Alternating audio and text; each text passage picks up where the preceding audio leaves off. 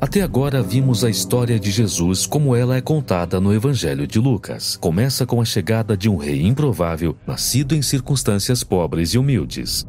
Em seguida, vemos Jesus como um mestre, um profeta. Ele percorreu Israel chamando as pessoas para um modo de vida radical, onde inimigos se tornam amigos, os pobres são cuidados e as pessoas encontram perdão por seus erros. Ele foi de cidade em cidade, convidando as pessoas a segui-lo e a viver sob o reinado de Deus dessa maneira não convencional. Ele fez muitos sinais e maravilhas. Muitos israelitas começaram a esperar que ele salvasse Israel das mãos dos romanos e estabelecesse um novo reino de paz e justiça. Em resumo, ele estabeleceria o reino de Deus. Os líderes religiosos da época também esperavam o reino de Deus, mas para eles a mensagem de Jesus era uma ameaça. Eles esperavam ganhar poder e prestígio quando tudo isso acontecesse, mas Jesus disse que o reino de Deus pertencia aos pobres, aos excluídos, e que o verdadeiro poder estava em servir aos outros em amor. Esse conflito se intensificou quando Jesus, enquanto em Jerusalém, interrompeu os sacrifícios do templo e chamou os líderes de Israel de ladrões.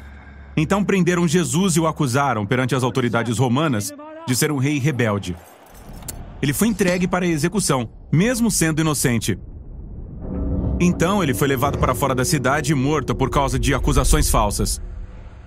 Isso nos leva à seção final do Evangelho de Lucas. Havia um líder religioso chamado José que se opôs à execução de Jesus e depois pediu que lhe entregassem seu corpo, para que ele pudesse enterrar Jesus em uma tumba próxima. Alguns dias depois, algumas mulheres que seguiam Jesus vieram visitar o túmulo e o encontraram aberto e vazio. E elas encontraram duas figuras misteriosas, dizendo que Jesus havia ressuscitado. Então elas fugiram aterrorizadas. Ninguém acreditou no que elas disseram. Poxa, ele não poderia estar vivo? Todos o viram morrer. 2 seguidores de Jesus tinham saído de Jerusalém e seguiam por uma estrada em direção à cidade de Emaús. Eles estavam tristes e confusos com tudo o que havia acontecido. Então Jesus apareceu caminhando ao lado deles, mas eles não reconheceram. Isso é bem estranho. Como não puderam reconhecê-lo? Isso é estranho, mas é uma imagem realmente importante para Lucas. Por algum motivo, eles não enxergavam a presença de Jesus. Então Jesus perguntou: "O que é que vocês estão conversando?" E eles começaram a contar a ele sobre Jesus, um poderoso profeta que eles esperavam que salvasse Israel, mas foi executado. Algumas mulheres disseram que ele está vivo. Isso é loucura. Isso é demais. Vamos para casa. Então, Jesus tenta explicar que as escrituras judaicas apontavam para isso o tempo todo, que Israel precisava de um rei que sofresse e morresse como rebelde em nome daqueles que realmente eram rebeldes. E então, ele seria justificado por sua ressurreição, para que pudesse dar vida verdadeira àqueles que a aceitassem. Ainda assim, não fazia sentido. Eles continuavam confusos. O que leva à cena em que eles se sentam à mesa para fazer uma refeição com Jesus. Ele pega o pão, dá graças, parte o pão e dá a eles, exatamente como fez na última ceia. Esta é a imagem do corpo ferido, sua morte na cruz. E no momento em que eles pegam o pão partido, seus olhos se abrem para ver Jesus. Então ele desaparece e o episódio acaba. Essa história fala sobre como é difícil ver Jesus como ele realmente é. Isso é brilhante. Quer dizer, como o poder e o amor reais de Deus poderiam ser revelados através da vergonhosa execução desse homem.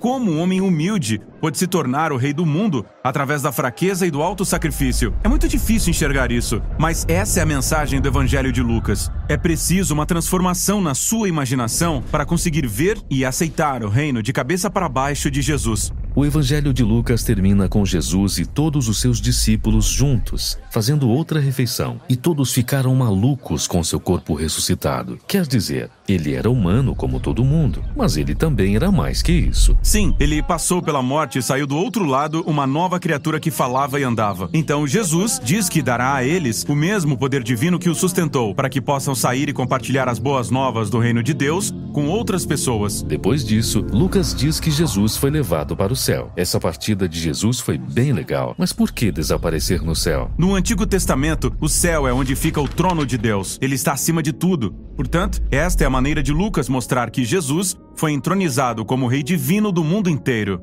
Seus seguidores ficaram em Jerusalém adorando a Deus e a Jesus e esperando por esse novo poder. É nesse ponto que o Evangelho de Lucas termina. Agora, Lucas escreverá sobre como eles recebem esse poder e levam o Evangelho para o mundo. E é disso que trata seu segundo volume, o Livro de Atos.